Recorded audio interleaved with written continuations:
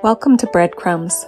This is the prophetic journal of a girl who's more than happy to eat the crumbs off the master's table. If you're like me, then listen and be encouraged, that even in the whispers and mere shadows, our God still speaks, and He has a lot to say. I once had a vision where I approached two enormous white eagles on the top of a cliff. They couldn't fly away because they were chained to the ground. I went over to them and released them one by one, and the moment I did, they flew free. I remember watching them flap their enormous wings, and I felt left behind, left over. As I sat looking up at the sky, Jesus came and settled beside me. He put His hand on my back, running it along my hair. "Not yet," He said. And in this vision, I could see that I had wings too. They were huge and golden, but they were still transparent. They didn't have substance yet. They were a thing of spirit, a thing of not yet, a promise of really good things coming. The Bible highlights the strangest things sometimes, and when it does, we're supposed to lean in. What caught my attention this week were all the leftovers. Yeah, leftovers. It started in 2 Kings with Elisha's 20 loaves of barley. They shall eat and have some left, it says. And then Ruth 2 goes out of the way to mention that Ruth ate and was satisfied and had some left. That's the exact same wording used in the most notable verses about leftovers. When I think of leftovers in the Bible, I think about the miracles of the loaves and fishes. In Mark it says, "And the people ate and were satisfied, and there were 12 large baskets left over." The second time that Jesus multiplied loaves and fishes, it specifically mentions that there were 7 baskets left over. The most obvious conclusion to draw from this is that God's provision is so lavish, so much more than we need, that it produces leftovers. Yeah, for sure, that's true, but I really don't think that's the main point He's trying to make. Look at John 6. In verse 12 it says that Jesus told them, "Gather up the leftover pieces so that nothing will be lost." That's interesting wording. He wanted the leftovers gathered up so that nothing would be lost. God seems to care a lot about what happens to leftovers. In Leviticus, it seems that we're being taught that leftovers are corrupted in the hands of men and women. What's left after people are full is often taken for granted and abused. Moses warns that surplus manna that they've greedily hoarded will turn wormy and rotten the next day. The priests were taught that every single part of an offering had a use. Some of it fed the priests and their families. The leftovers fed the fire as an offering to God. But none was to be wasted, and none was to be exploited.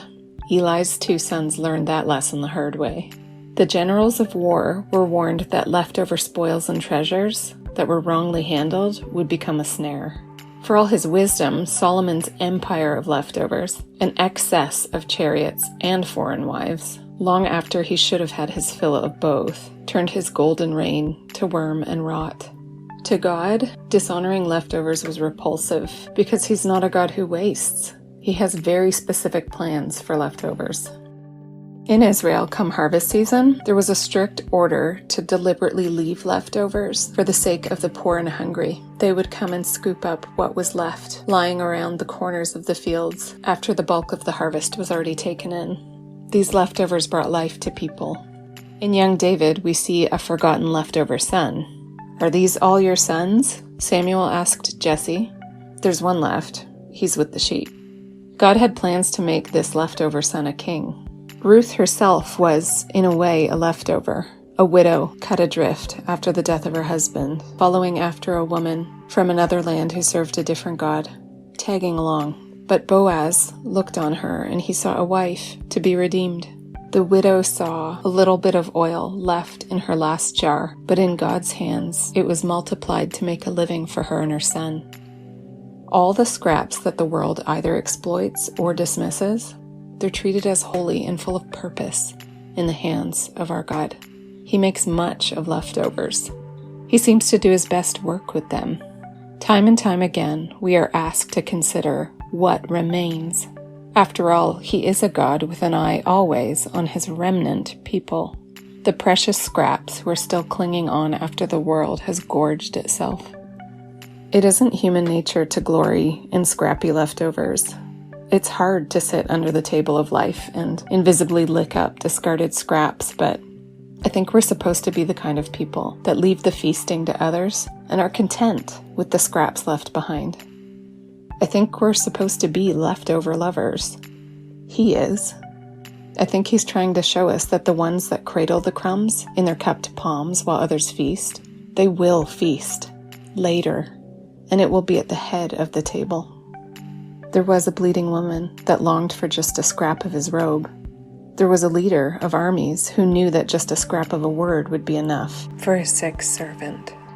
There was an outsider that pushed her way to the table, not to feast, but to ask for the dog's scraps.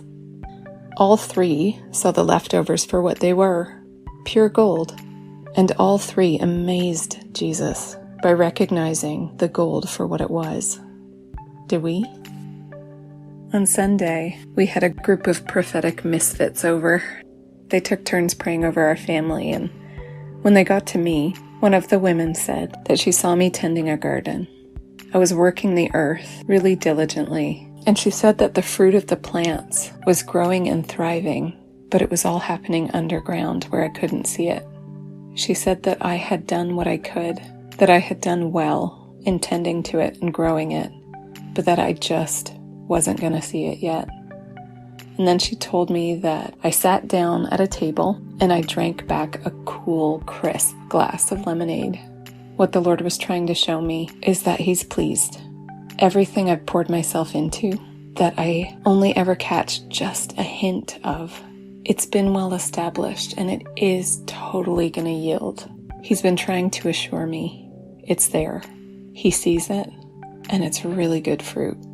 My job is to rest, not to keep digging and scrounging around to try and catch a glimpse.